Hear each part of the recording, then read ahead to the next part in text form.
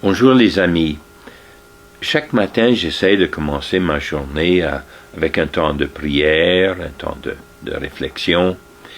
Et j'utilise souvent alors le bréviaire, qui est la prière des moines, des contemplatifs et du clergé.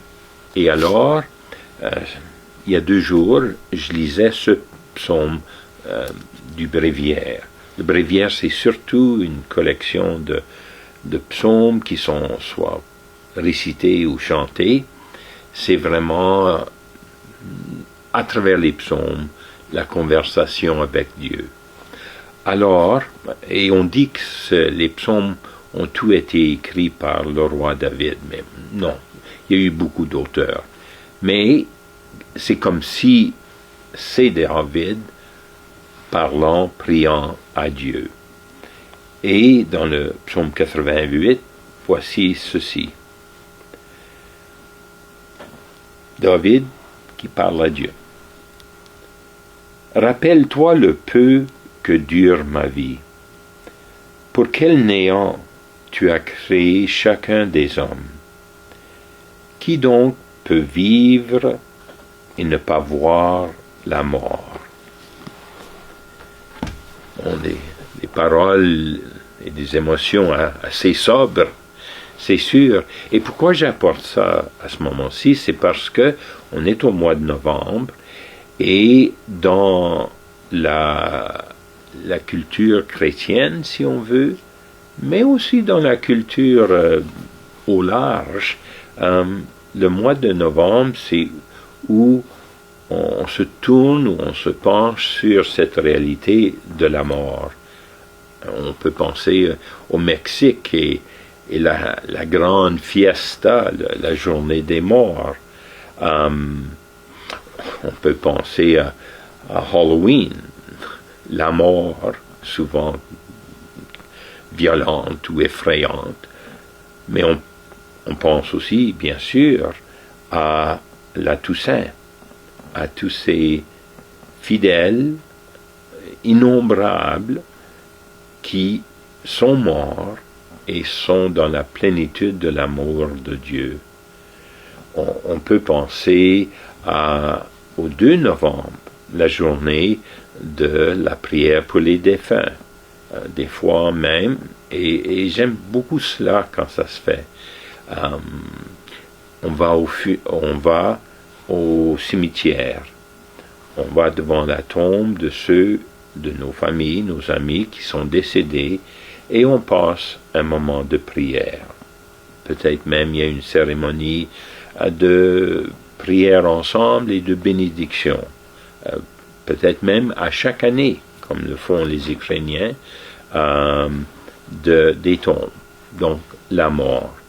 Oh, et juste pour vous laisser savoir, le 1er novembre, quand on demande l'intercession des saints, et le 2 novembre, quand on prie pour ceux qui sont morts, qui sont défunts, eh bien, c'est les mêmes personnes. C'est les mêmes personnes. 2 actions de Dieu, une, le salut éternel par la dernière purification du péché, le triomphe de l'amour en nous et par Dieu.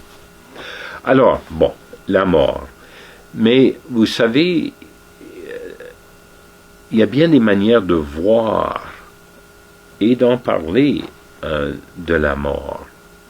Et j'ai entendu une fois que on meurt comme on a vécu.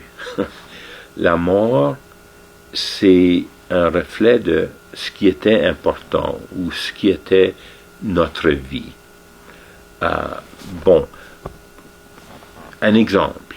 Eh bien, si on est quelqu'un qui tout est axé sur vivre le moment et notre vie n'est que des moments vécus sans lien avec l'un l'autre, c'est des choses qui se passent, ce qu'on en pense, ce qu'on en dit, mais tout de suite après ça, on passe à un autre moment, et un autre moment, et un autre moment.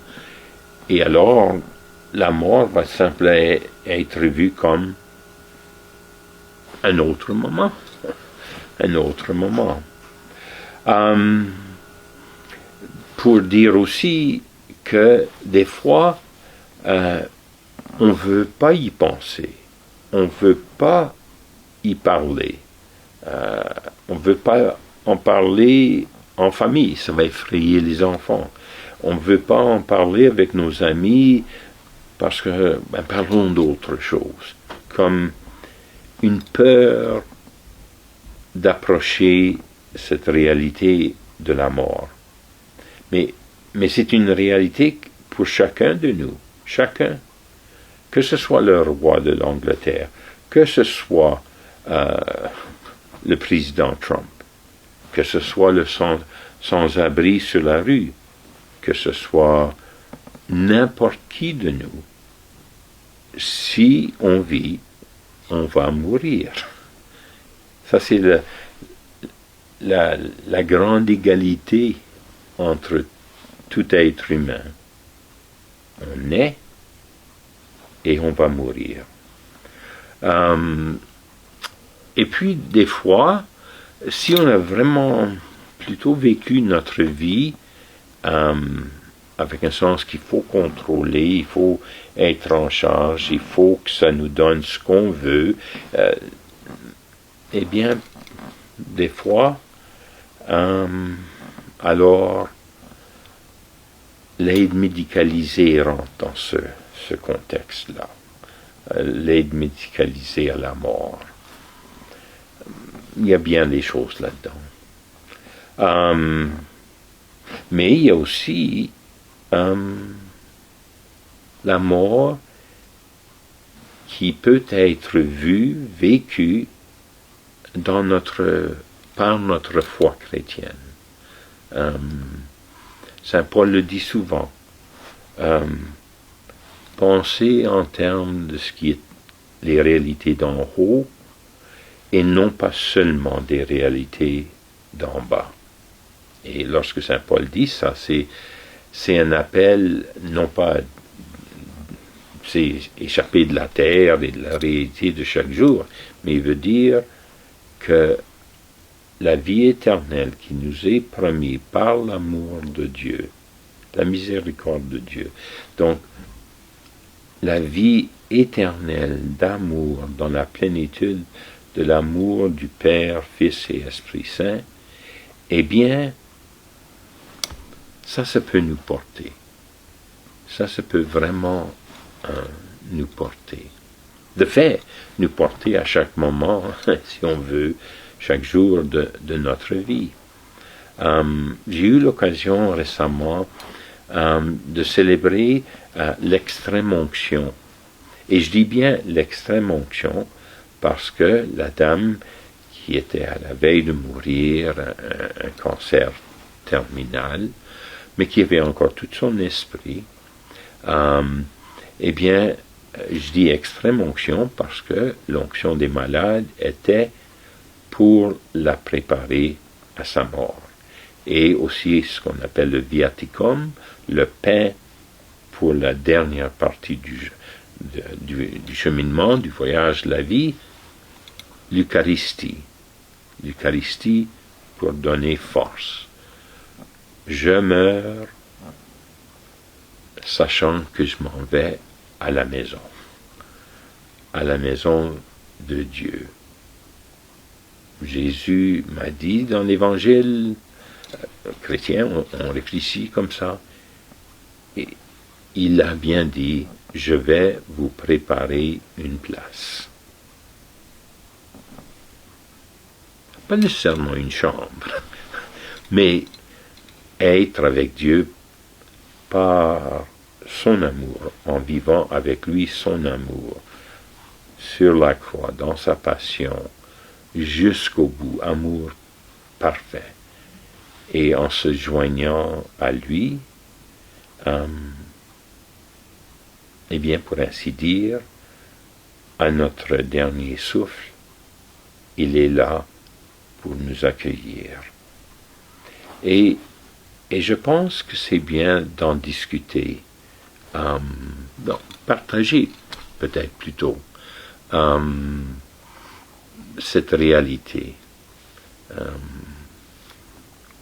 C'est tellement fondamental à la vie, le fait de mourir, qu'on a besoin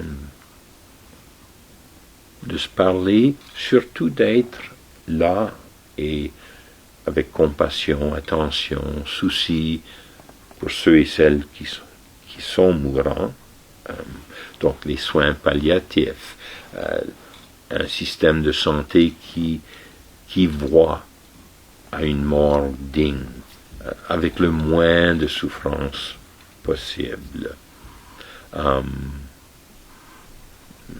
Souvent, ceux qui choisissent de mourir à la maison, si c'est possible, c'est vraiment pour la famille un moment fort.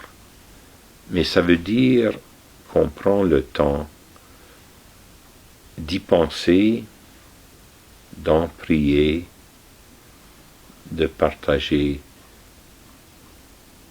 qu'est-ce que c'est de mourir avec Jésus et avec nos frères et sœurs en Jésus, famille, amis, l'Église. Parce que ça va donner un sens et une espérance à notre aujourd'hui. On meurt comme on a vécu. En tout cas, des réflexions pour ce mois de novembre. Et j'ai entendu récemment que un des prêtres du diocèse, l'abbé Christian, qui est à Saint-Martyr, a donné une très bonne homélie. Et sur tout cela, la mort, comment se préparer à la mort, comment préparer en famille, tout ça. Et au début, on vous a donné le lien. Je vous invite, c'est pas long, c'est un bon sermon, une belle homélie, de prendre le temps de le visionner aussi. Le lien vous a été donné. En tout cas, marchons dans l'espérance, dans l'amour, dans la confiance, dans la confiance en l'amour qui triomphe, et cela par le Christ et par notre vie de foi. Merci bien.